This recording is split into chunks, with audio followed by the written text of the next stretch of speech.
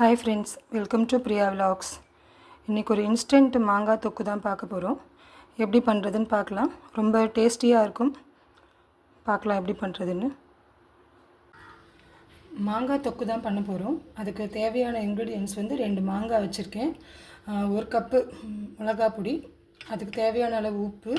இது வந்து கடுகு வெந்தயம், 1 ஸ்பூன் கடுகு 1 ஸ்பூன் வெந்தயம் ரெண்டும் ட்ரை ரோஸ்ட் பண்ணி பவுடர் பண்ணி வச்சுருக்கேன். ஒரு 10 பல் பூண்டு தோலோடு வச்சுருக்கேன். கொஞ்சம் கருவேப்பிலை. இதை தோல் சீவிட்டு பார்க்கலாம். இது நல்லா தொடச்சிட்டு தோல் சீவினா கொஞ்சம் லைஃப் வரும். ஊறுகாய் ஈரமே இருக்கக்கூடாது.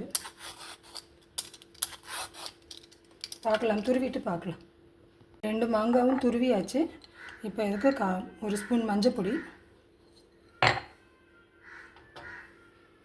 இந்த மாங்காய்க்கு தேவையான அளவு ஒரு 4 to 5 ஸ்பூன் வச்சுருக்கேன் மிளகா பொடி.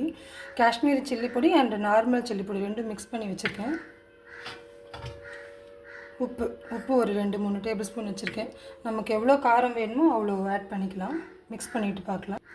காரம் உப்பு மட்டும் அவங்க டேஸ்ட்டுக்கு தகுந்த மாதிரி போட்டுக்கலாம். இதுக்கு ஒரு தாளி போட்டுடணும். ரொம்ப டேஸ்டியாக இருக்கும். இட்லி தோசைக்கு சூடாக ரைஸில் பிசைஞ்சு சாப்பிட்லாம்.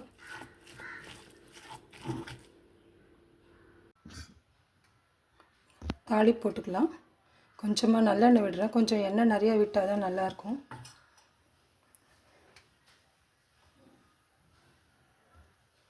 ரெண்டு வரமிளகா, கொஞ்சம் கடுகு, நல்லா பொரியட்டும். நம்ம பூண்டு போட போகிறோம். கொஞ்சமாக பெருங்காயத்தூள். இது ஒரு ஃப்ளேவருக்காக தான்.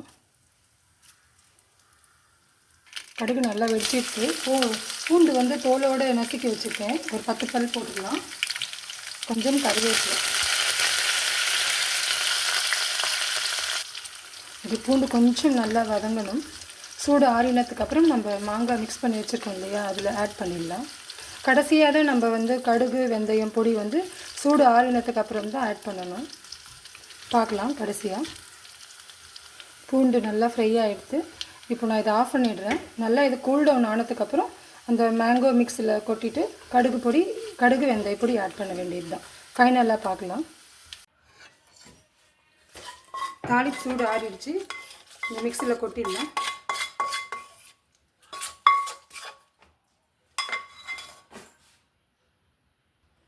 இந்த ஸ்டேஜில் வெந்தயமும் கடுகும் ஆல்ரெடி பொடி பண்ணி வச்சுருக்கேன். இது கொஞ்சமாக போட்டுக்கலாம். நம்ம மாங்காய் தொக்கு ரெடி. டேஸ்டியான மாங்காய் தொக்கு ready. Thank you friends. Thank you for வாட்சிங். தேங்க்யூ.